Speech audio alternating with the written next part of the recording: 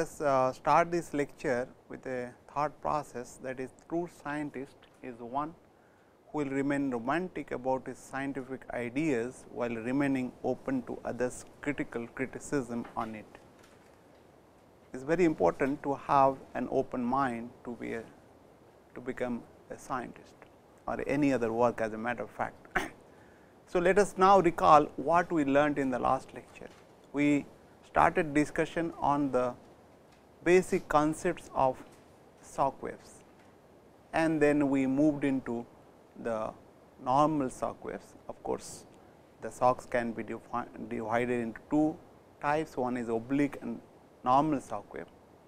Then by invoking the principles of conservation of mass, momentum and energy equation, we looked at those equations along with the equation of state for a perfect gas, and we derive the expression for various properties ratio. For example, pressure ratio, temperature ratio and total pressure ratio, density ratio across the shock.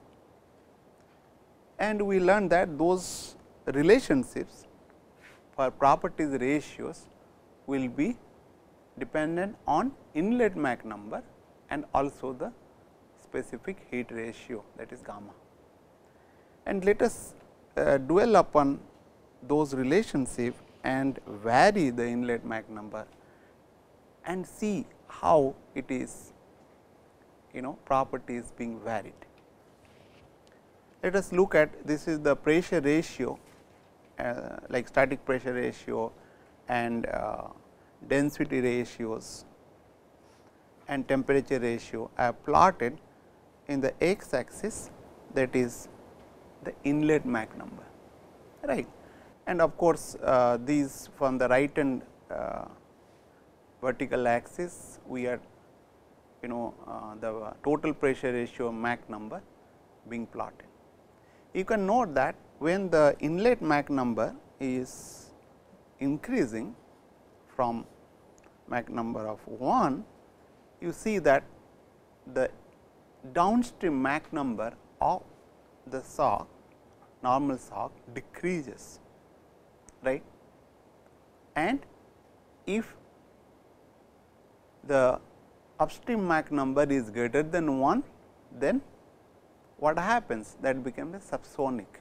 So, if you look at in this region, it became subsonic and it goes on asymptotically decreases at higher Mach number, right.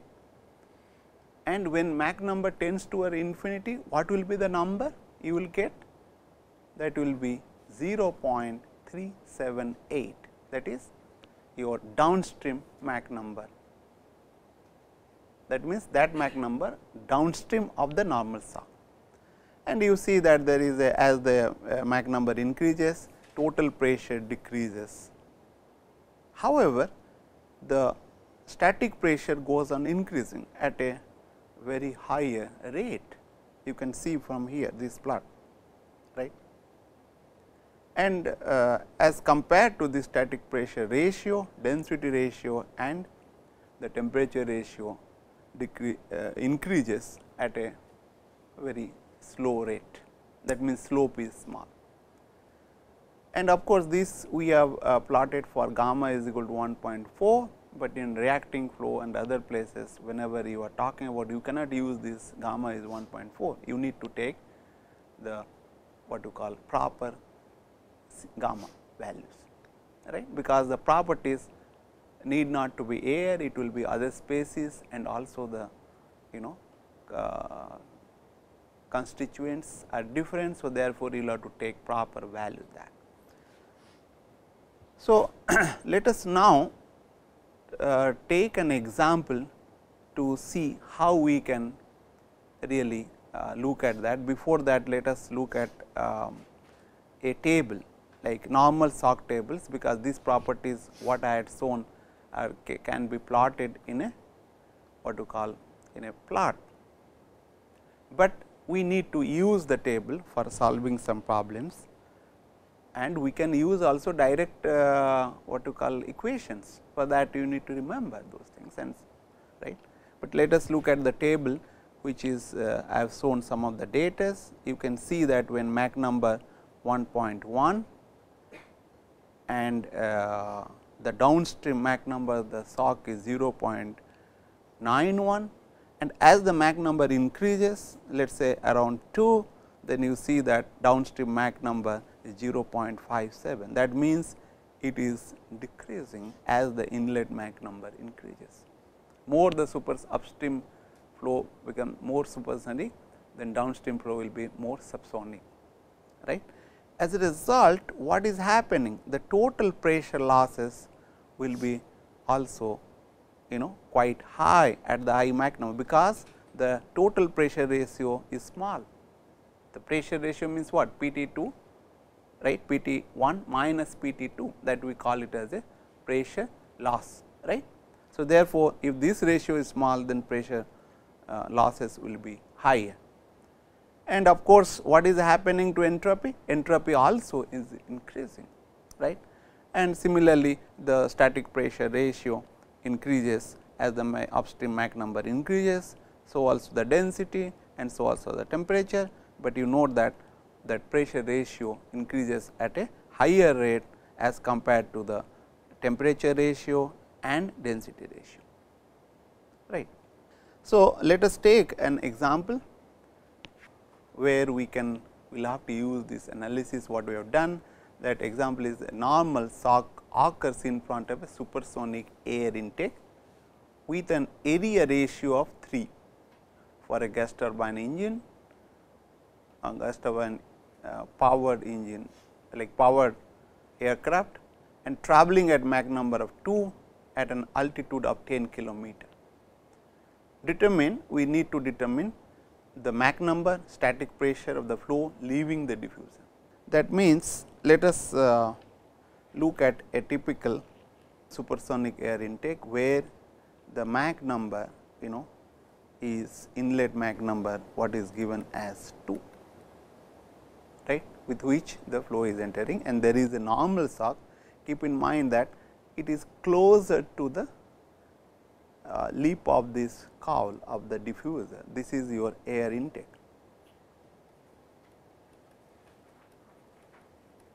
And this one is supersonic intake. Why? Because the flow is supersonic, right. And if it is detached, then the flow will be quite complex, and the sock may be assumed to be in front of that normal, but however, there will be some oblique sock will be there. And this sock is attached, of course, I have not shown here, there is a small gap, but you can assume it to be attached to the lip of this supersonic air intake. But if it is detached, then can you say this will be steady or unsteady? It may likely to be unsteady. So, but here it is almost attached. So, if you look at this is almost attached kind of things, right, that assumption we are making, and we are taking a station 1 as this one, like just upstream of the sock, and downstream of the sock we are taking the station 2, and at the exit of this what you call air intake we are taking the station 3, right. And we are assuming the flow to be one dimensional, because right a normal sock is existing, or it is other way around, because the flow is one dimensional, therefore, the sock will be normal sock, right. So far this, right, and what happens in the downstream of this sock? It will be definitely subsonic, we have already seen, and then there will be also a boundary layer along with this and along with this surface, but however, we will assume there is no boundary layer or inviscid flow, that is an assumption that, and there is no heat loss over here, right, outside. So, then we can call it as an isentropic flow between station 2 and station 3. These are the assumption we are making, right. And let us look at what is given, right. The given is altitude is given. If altitude is given, that means from the altitude data table, I can corresponding to 10 kilometer, I can get the static pressure, that is my P 1, right, and temperature also I can get, I may not need, but you can take those data, and then Mach number is given, that is M 1 is 2, and A 3 by A 2 the area is given, that means this area at this point area and this area is given as 3, but here it is not to be seen, keep in mind that the diagram is not really proper, right. So, it could have been little different diagram, right. So, now we need to find out that M 3, right, that we will have to find out, we will have to find out P 3 as well. So, this is the requirement, how we can go about this. For example, like Mach number, that is 1 is given here, right. If I assume it to be a normal sock, and I can get directly what will be M 2 by what? By invoking a relationship or by using a sock table, normal sock table, right.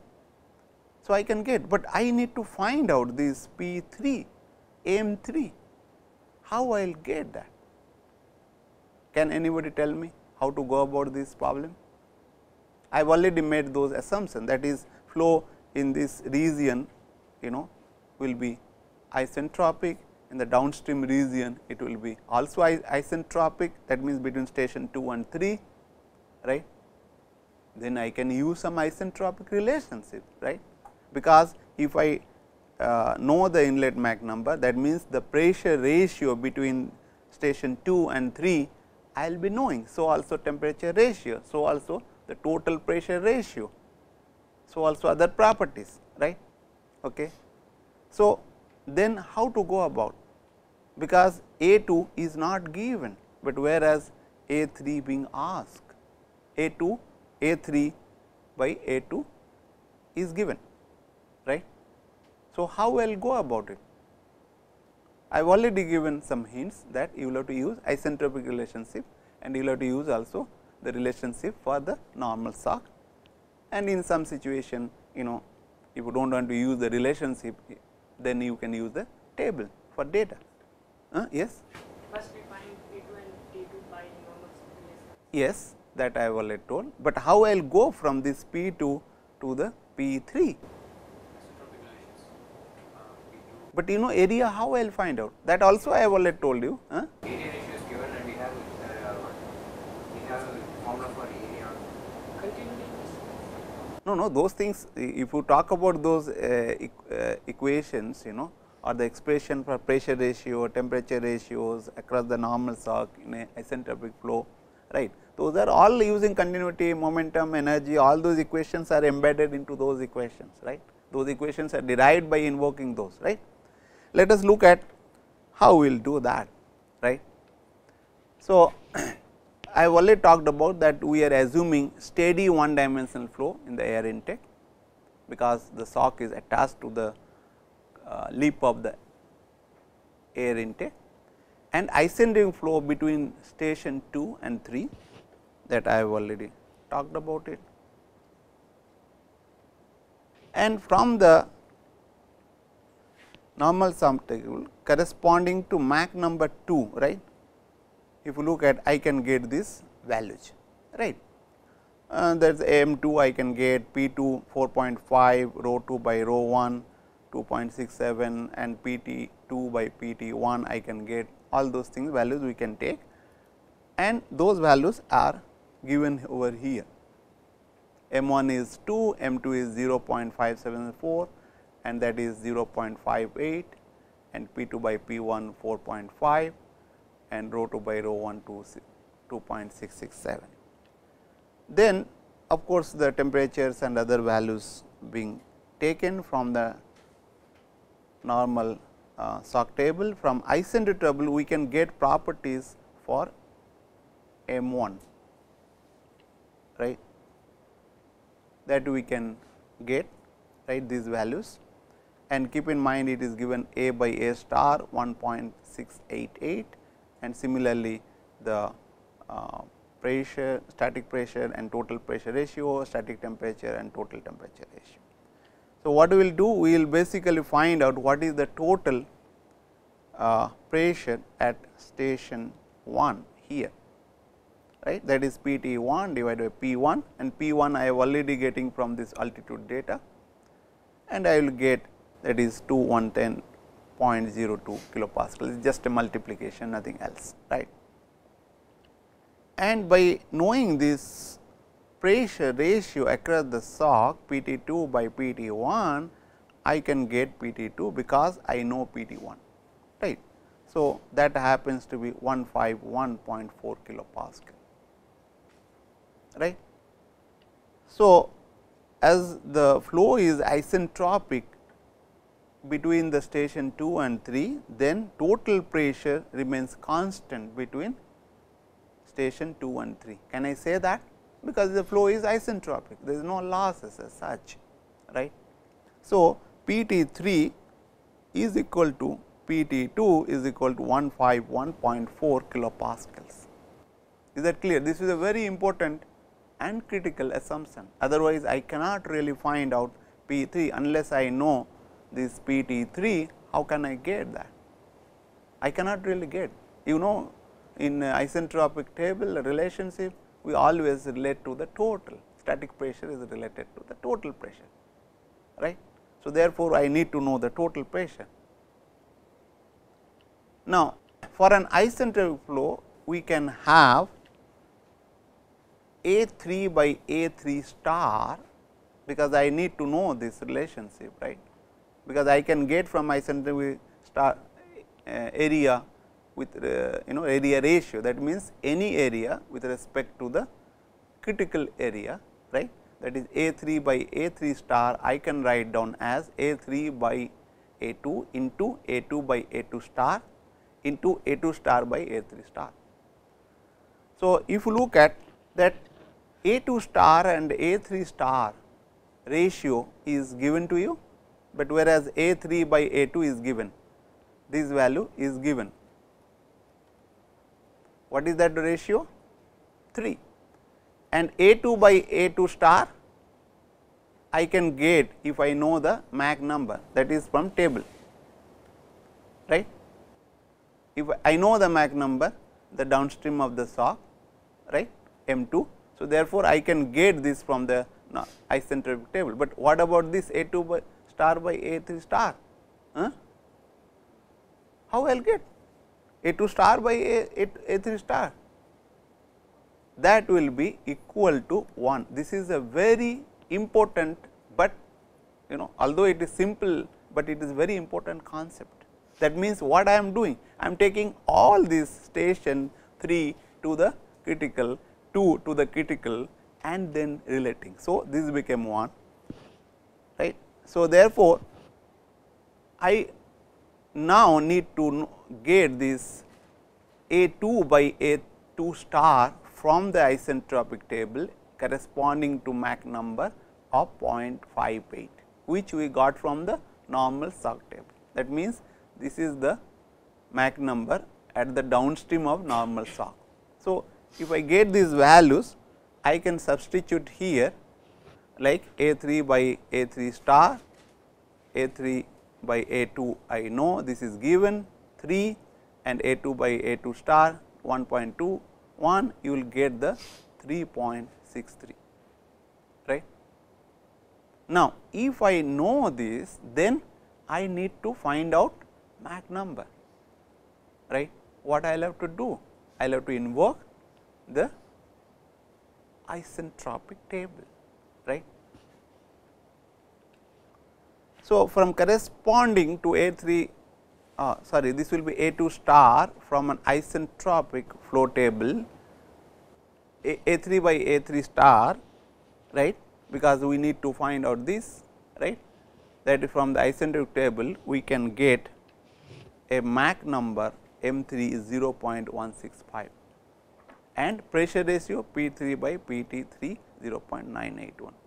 Keep in mind that we need to interpolate the data to get these values, because A 3 by A 3 star happens to be 3.63, which may not be available in a tablet data for an isentropic flow. So, you need to interpolate, right, assuming the data to be linear between 2 points, right. That is a very important point you should keep in mind, and that means now I got M3 0.165, which is quite subsonic,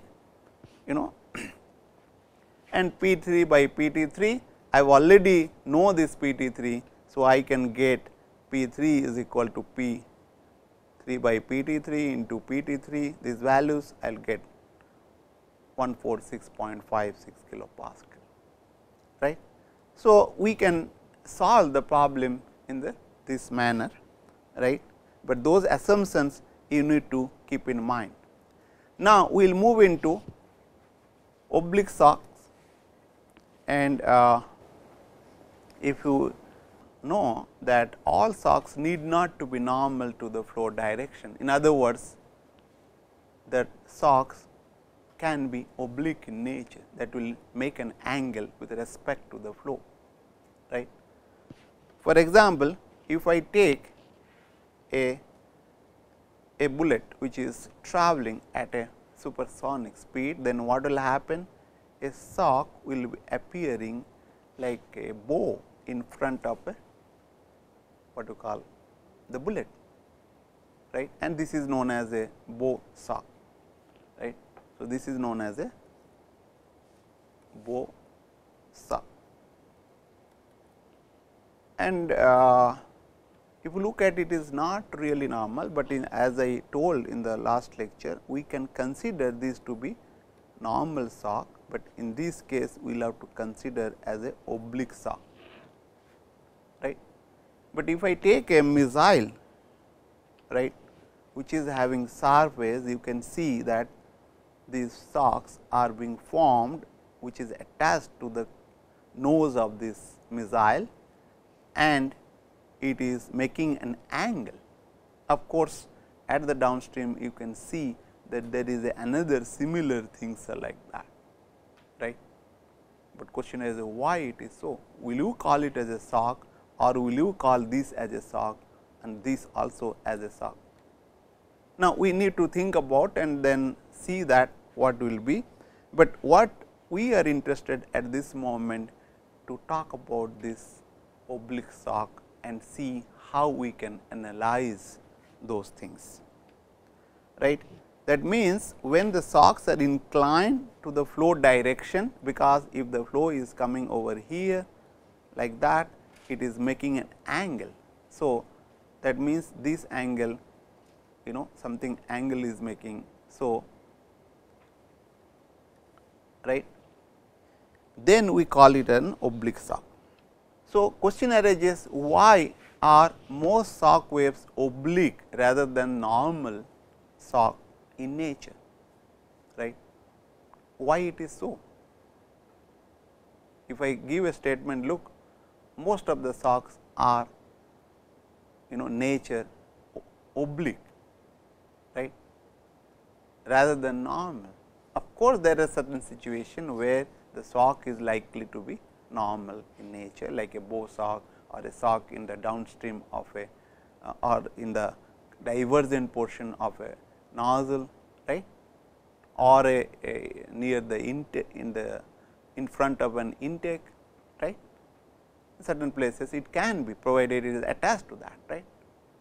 For that, what we will do? We will go to the basics and look at, for example, let us say that the flow is stagnant and there is a disturbance, right.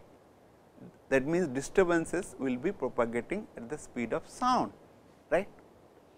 Disturbances means, for example, if the is a stagnant, like there is no fluid movements and there is a what you call a disturbances, I can call a sound source, right.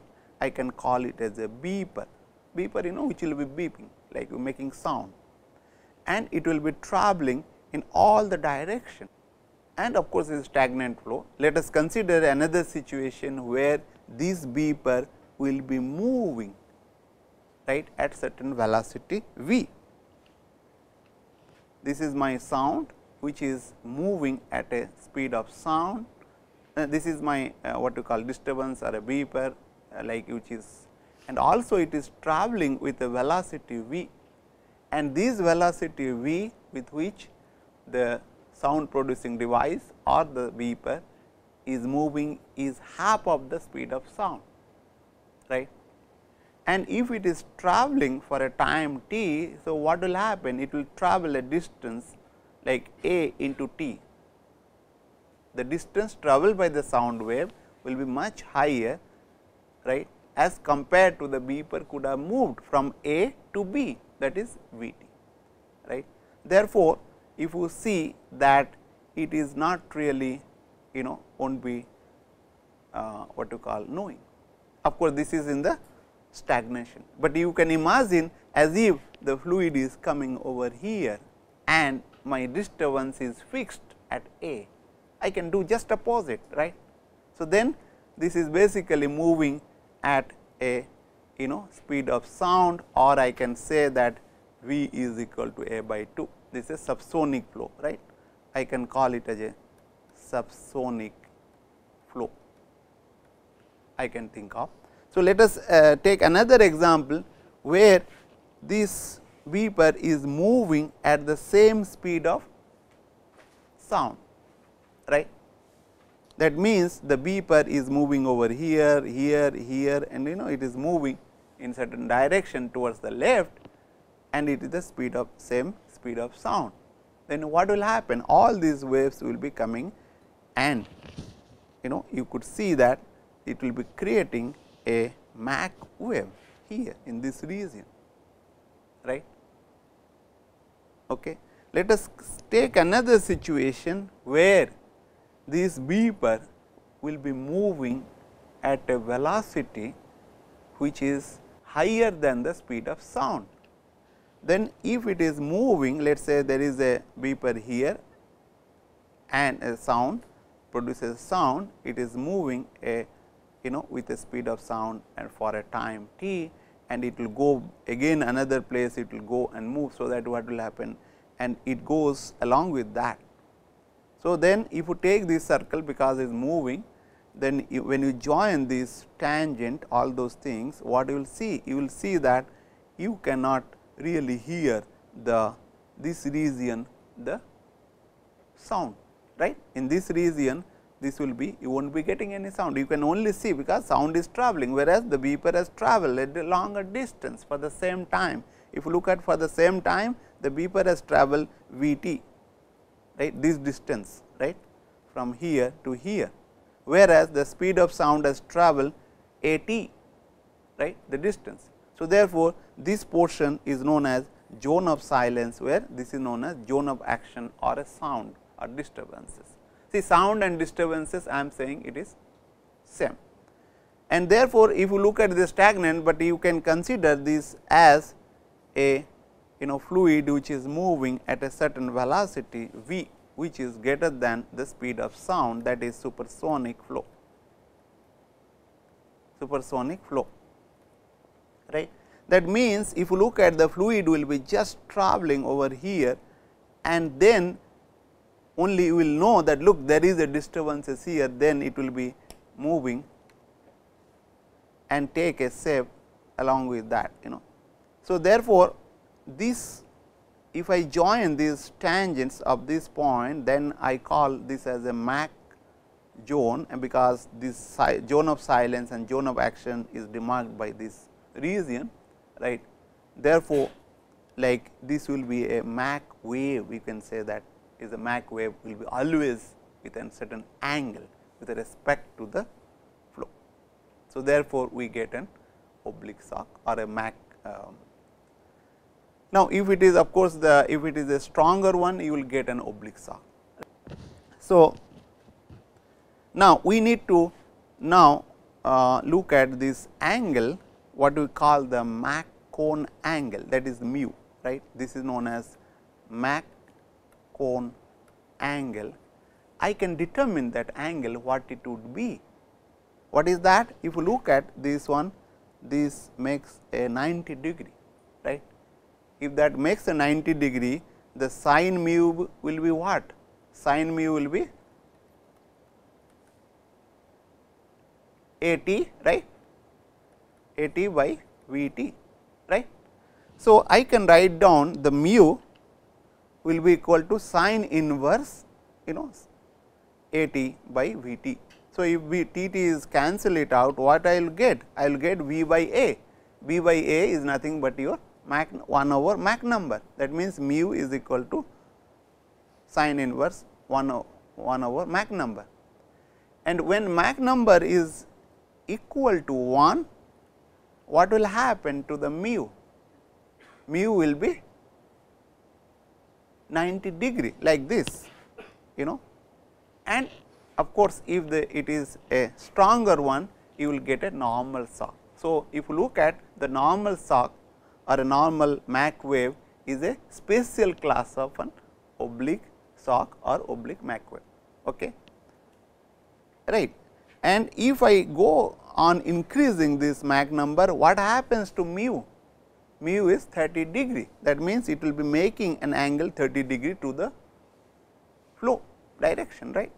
Of course, right, from here 30 degree, that will be other way around, right. So, if I go on increasing the Mach number, this mu, that is the Mach cone angle, is 11.5. That means, if I am increasing that Mach number or inlet Mach numbers, my sock is coming closer to the what? Closer to the angle, they became smaller, that Mach angle became smaller, right. So, in order to appreciate this point, right, we need to look at little further. That means, we can say that it is quite natural to have an oblique sock rather than a normal sock, because the flow is when flow is supersonic and it is making. But however, we will see that under certain situation we will get a normal sock, right. So, let us look at the oblique socks, right. As I told you that this is a what you call a cone, this is a cone in the flow is supersonic, right, m is greater than 1. So, this cone is basically creating disturbances, what I was talking about beep or a sound, because this cone is there, therefore, it will be creating a disturbance that will be propagating at the speed of sound, and it will make an angle beta. Then what will happen to the Mach wave? The Mach wave will be somewhere here, which is making an angle mu, which is always smaller than the beta, right, because this is a vanishingly small, and then only infinitesimally weak, is a very weak compression wave, right. So, if you look at this is your Mach wave, and similarly, if I go on look at this theta is little higher. So, I will get a detached wave, if theta is becoming higher, we will see that how it is, we can take this as a normal sock, this portion. Now, let us analyze this oblique sock and see that how we can handle an oblique sock. So, we will make these assumptions as we have already stated several times: steady inviscid flow and no body forces, adiabatic flow and ideal gas with constant properties. There is no gravitational effect or gravity force as such, I mean that is quite negligible. For that, what we will do? We will consider a kind of a there is a, this is basically a wedge which is there, that means this is my wedge, right. This is making an NPTEL, and we are saying the streamline will be coming over here, and the streamline is just making an angle, and this is a wedge, means is basically 2D, right, saying 2D, right. Whereas, if I talk about this cone, it will be 3D in nature, right. 3D means axisymmetric, of course, but there is a difference between axisymmetric and 2D, right. So, let us say that at the we are considering this control volume, I will take a control volume which is embedding this oblique sock, this is my oblique sock, right. And this, if you look at this control surface, that is A is parallel to this sock, and so also the D, whereas this B, the control surface, this control surface is parallel to the streamline, right. And I need to analyze this thing, right. What I will do? I will have to basically talk about this conservation of mass equation, momentum equations, and then energy equation and all those things. So, if I consider this, what I will be doing, I can resolve this velocity v 1 into 2. One is perpendicular to the what? Perpendicular to the oblique sock, and other is parallel to the oblique sock, right. Can I not do that?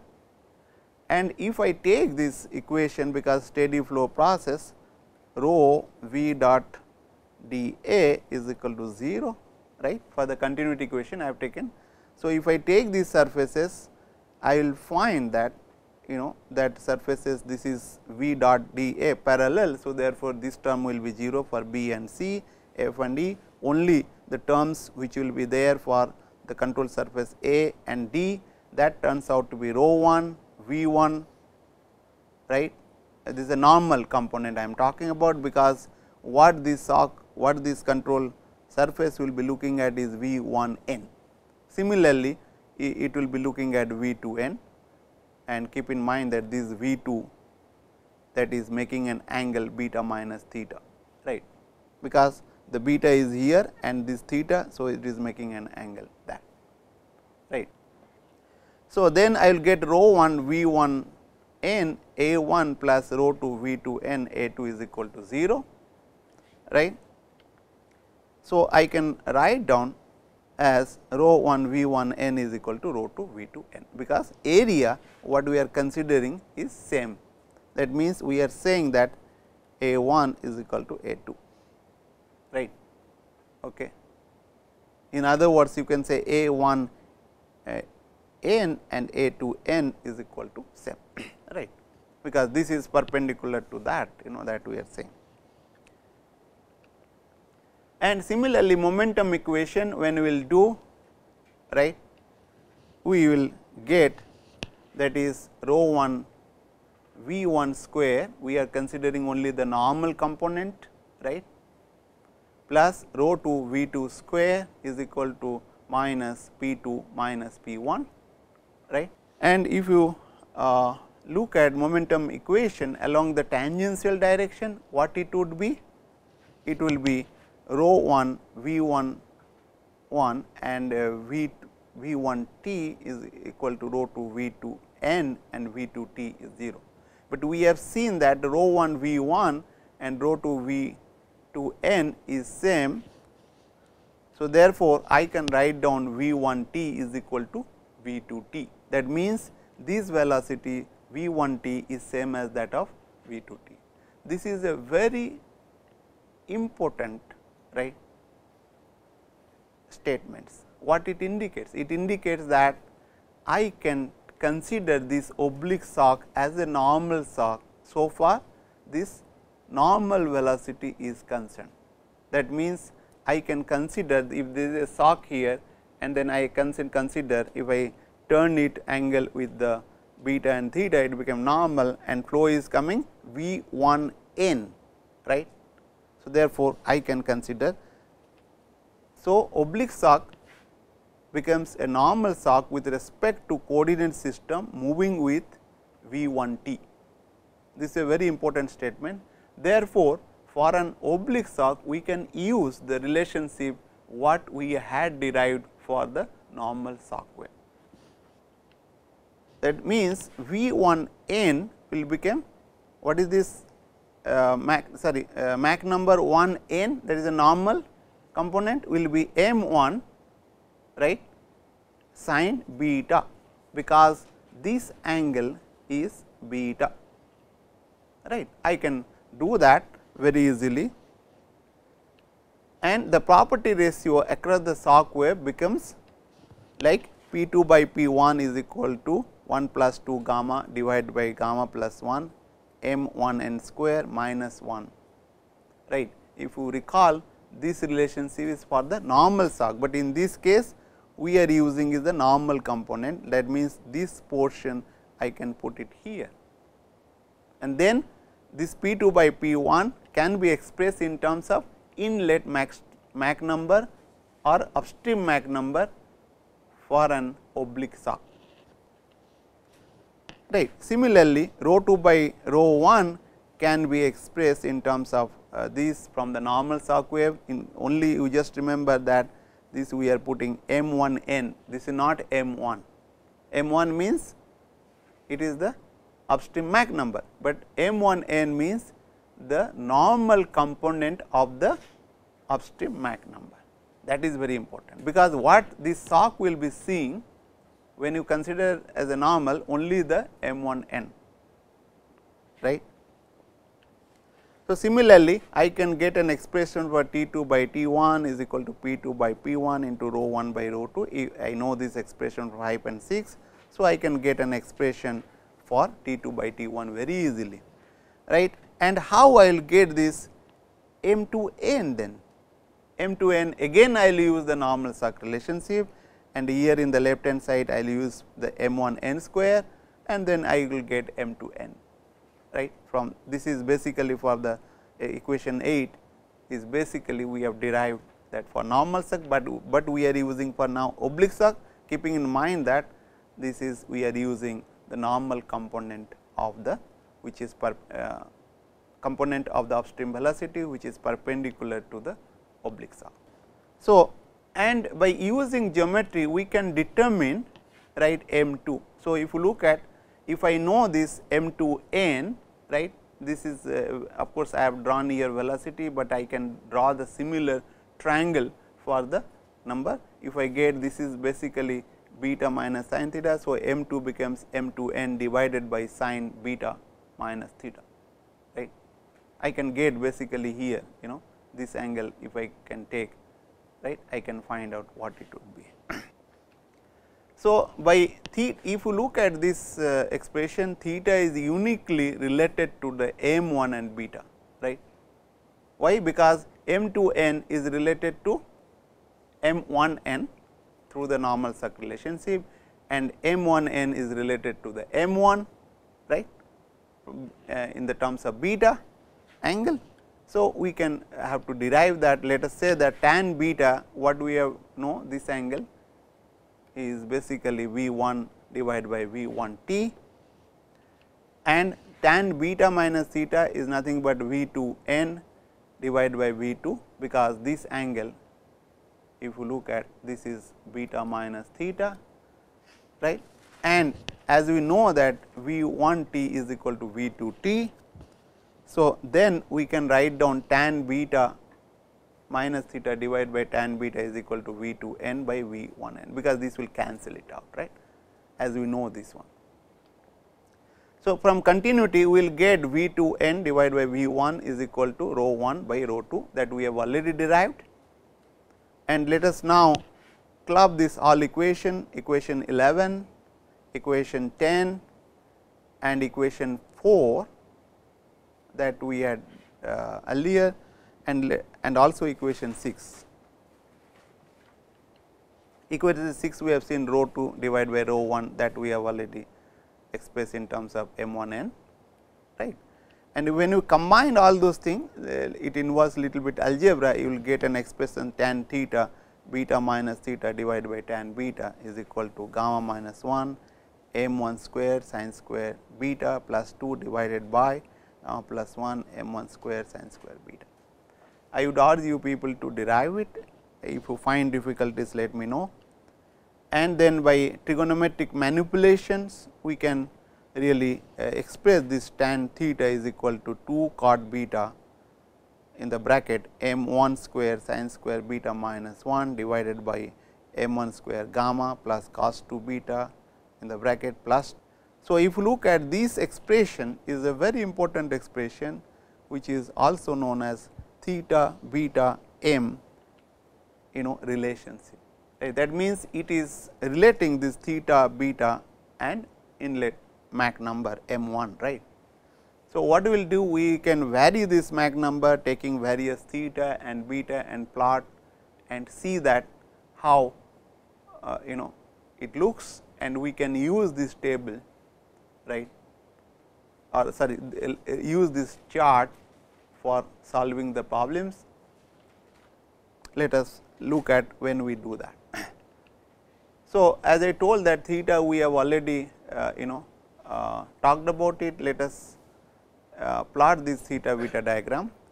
In the left hand side, the shock angle beta is being plotted with the phase angle theta in degrees, and these curves are for particular Mach number. For example, this curve is for 1.1, this is for 1.2, this is for 1.3, like that it goes. What you can observe from here, that if I take a phase angle of 20, let us say I will take a vertical line,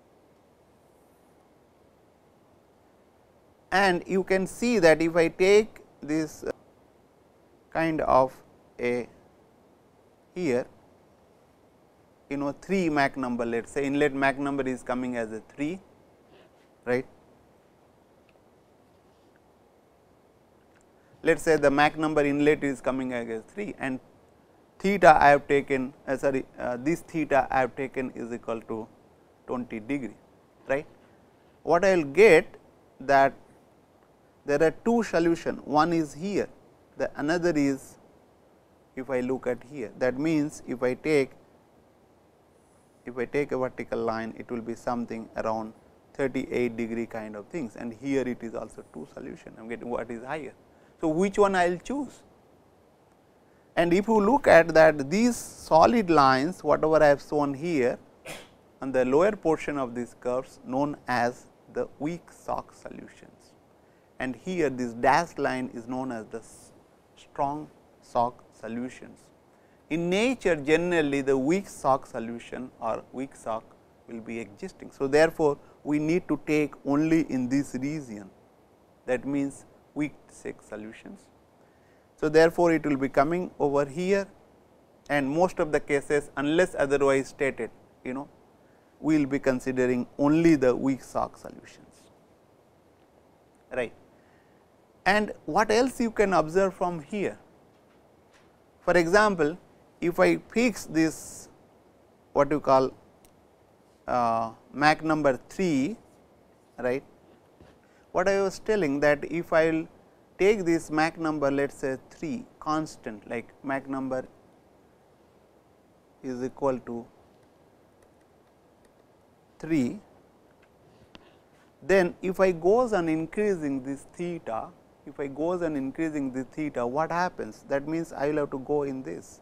I am here at 20, then I will go here, you will see that this 25, it goes over there, and then I will reach a point where there is it is almost getting certain values, and if I go on increasing this theta somewhere here, then there will not be any solution. That means, beyond this point, if it will theta is increasing, that means, the phase angle theta is increasing, what will happen? The shock will be detached. That means, here if theta is greater than is the theta max for this Mach number.